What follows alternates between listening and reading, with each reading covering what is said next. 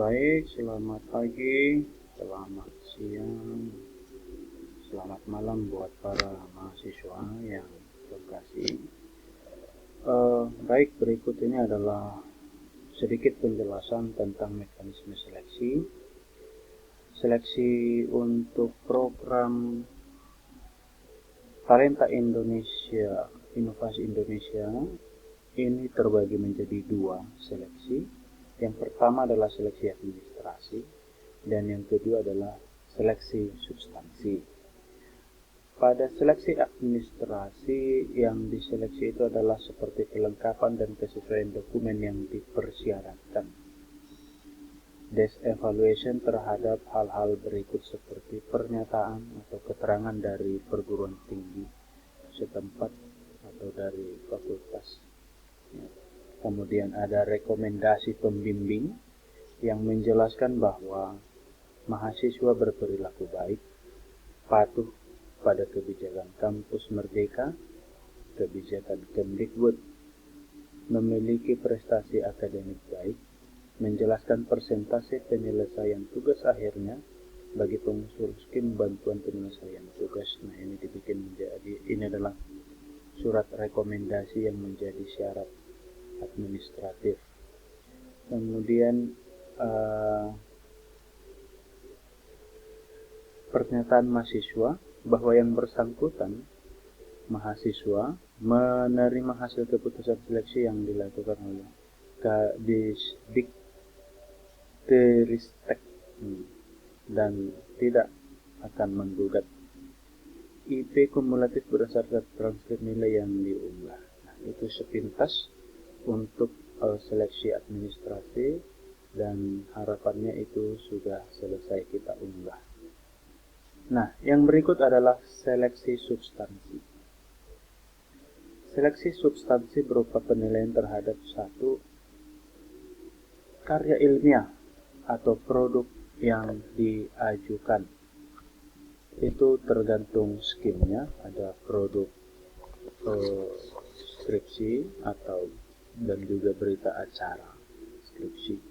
Kemudian yang berikut adalah komitmen penyelesaian program. Ini termasuk seleksi substansi. Surat pernyataannya ada pada template. Kemudian proposal usulan program Talenta Inovasi, ini akan saya jelaskan. Kemudian adalah proposal skripsi, ya, dan telah disetujui pembimbing. Sekali lagi, telah disetujui pembimbing. Nanti dibuat di lembar awal proposal itu ada tanda tangan bahwasannya pembimbing menyetujui proposal tersebut. Yang berikut adalah evaluasi pembiayaan untuk rencana luaran yang akan dihasilkan pendaftar. Itu tergantung lagi kepada skimnya. Bagi yang memilih luaran publikasi internasional atau jurnal nasional minimal Sinta 4, nah itu tentu berbeda-beda biaya atau anggarannya, maka nanti juga akan dievaluasi bagaimana luaran yang akan dihasilkan. Oke, yang berikut adalah segala bentuk keputusan dari proses seleksi yang telah dilakukan tidak dapat diganggu-gugat oleh pelamar atau mahasiswa. Baik, kita fokus ke proposal usulan program Talenta. Pada bagian cover proposal itu dituliskan begini: proposal usulan program Talenta Inovasi Indonesia tahun anggaran 2021 oleh nama lengkap, jenjang S1, program studi, ada pendidikan bahasa Inggris, matematika, dan sebagainya, perguruan tinggi, tempat studi, jelas di situ universitas, HKBP mention. Kemudian ini adalah bentuk daripada cover. Jadi pada cover itu tidak ada judul. Nah, beberapa dari mahasiswa membuatkan judul, namun pada cover itu tidak ada diminta untuk judul. Judul cukup pada proposal skripsi. Nah, baik, nanti untuk daftar isi agar dibuatkan seperti ini.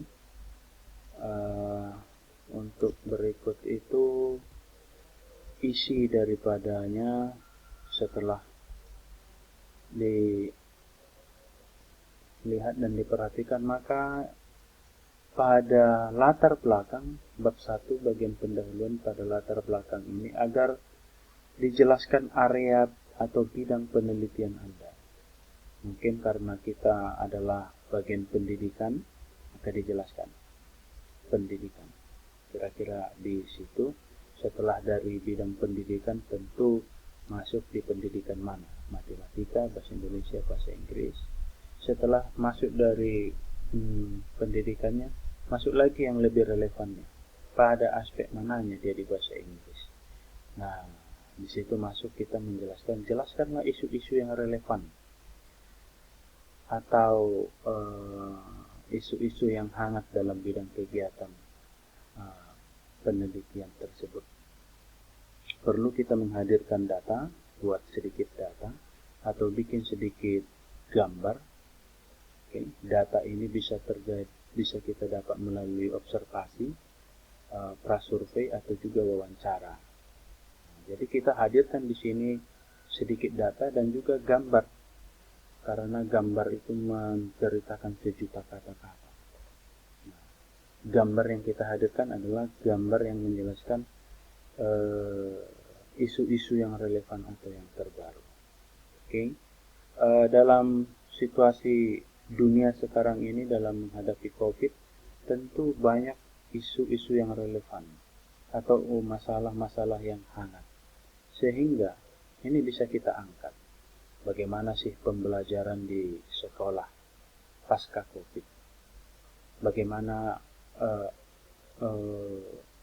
kemampuan siswa pasca COVID. Nah, ini perlu kita kuatkan.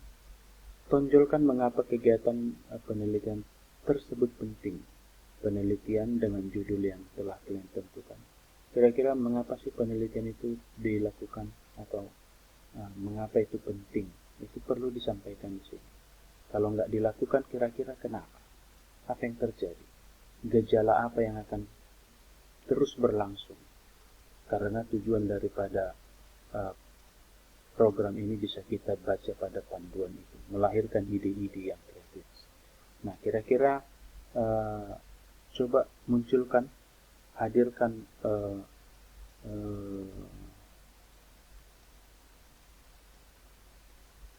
tonjolkan kegiatan itu, tonjolkan mengapa kegiatan itu perlu dilakukan. Nah, yang berikut adalah tujuan kegiatan. Sekali lagi ini latar belakang ini adalah jantung daripada kegiatan itu. Jadi perlu perenungan yang mendalam di sini. Oke, jika belum kalian rasa sangat bagus sekali di sini, lanjut aja dulu ke hal-hal yang lebih gampang. Gitu. Ke bagian-bagian yang lebih gampang. Ini nanti bisa dipikirkan lagi. Gitu. Kemudian tujuan kegiatan ini bersifat spesifik. Dapat dilihat dari hasil kegiatan penelitian. Artinya kegiatan ini, tujuan daripada kegiatan ini melahirkan satu ide atau tujuan dari kegiatan ini bisa dilihat pada hasilnya nanti di akhir. Gunakan kata-kata seperti tujuan. Tujuan kegiatan ini adalah jelas di situ partisipannya siapa, siswa kelas 7 di SMP Ronggor Nihuta, mungkin bisa begitu. Oke, jadi tujuannya itu jelas. Kemudian manfaat kegiatan, kontribusi apa yang dihasilkan dari kegiatan ini secara teoritis dan praktis. Secara teoritis kegiatan tersebut mengembangkan teori atau konsep, secara praktis memberi masukan atau memberi ide. Nah, ini kita sesuaikan dengan latar belakang pendidikan kita dan kita hubungkan ke program talenta tersebut. Oke, yang berikut adalah bab 2. Rencana kegiatan waktu kegiatan. Nah, jadi waktu kegiatan itu dibuat seperti ini. Ada beberapa mahasiswa yang mengirimkan proposalnya kepada saya, tetapi waktunya dinarasikannya semua. Reviewer itu nggak suka membaca yang seperti itu, lebih senangnya melihat yang seperti ini. Kapan Anda mengumpulkan data? Karena dianggap proposal sudah selesai. Kapan mengumpulkan data? Analisisnya kapan? Bimbingan skripsi kapan? Sidang kapan? Revisi kapan? Kurang lebih begitu. Kemudian di sini ada lingkup kegiatan. Jelaskan batasan kegiatan penelitian Anda. Di sini perlu dijelaskan. Membahas topik apa, di mana, kepada siapa, atau sampelnya siapa saja. Nah, yang berikut di sini adalah deskripsi rinci rencana kegiatan. Pada kegiatan C, kita perlu menjelaskan tentang rencana studi dan SKS per semester yang akan ditempuh hingga selesai. Nah, di sini Anda ada berada di semester 9, maka perlu jelaskan rencana studi di semester 9 itu selain mata kuliah skripsi apalagi. Menjelaskan tentang topik yang ditulis dalam bentuk skripsi, dijelaskan. Menjelaskan tentang kegiatan yang akan dilaksanakan untuk kegiatan penelitian apa, yang telah dilaksanakan juga apa. Mungkin pada kegiatan proposal sudah dilaksanakan, itu perlu disampaikan. Kemudian yang berikut adalah D. Pada kegiatan D ini adalah deskripsi luaran atau output kegiatan, menjelaskan luaran dan output yang dihasilkan. Oke, yang berikutnya adalah D, deskripsi luaran atau output kegiatan. Pada kegiatan pada tahap ini, Anda perlu menuliskan luaran atau output yang dihasilkan, itu ada pada tabel 1. Jika luaran yang Anda ingin hasilkan adalah contoh artikel, publikasi atau publikasi internasional, itu perlu dijelaskan. Atau jika luaran yang ingin dihasilkan adalah berita acara, ujian skripsi, dan dokumen skripsi, itu juga perlu dijelaskan. Jadi kurang lebih isinya daripada luaran dan output yang dihasilkan ini ada pada tabel 1, tergantung skim yang Anda telah pilih pada sistem. Maka di sini perlu dijelaskan lagi secara rinci. Nah, berikut adalah E. Pada poin E ini adalah rencana anggaran biaya. Pada rencana anggaran biaya bisa dibuat seperti ini: material apa yang mau dibeli, justifikasi atau tujuannya itu apa dibeli, kuantitas jumlahnya, harga satuan, besaran harga. Nah, ini adalah contoh dan silakan Anda kembangkan. Material contoh kertas A4 untuk mencetak skripsi. Saya butuh 5 rim. Oke, ditambahi 5 rim. Satu rimnya 50.000. Oke, nanti dicek di internet berapa ya. Kemudian begitu seterusnya. Ini adalah hanya contoh dan saya harap untuk kalian bisa mengembangkannya secara lebih bagus lagi. Nah, yang berikut adalah penutup.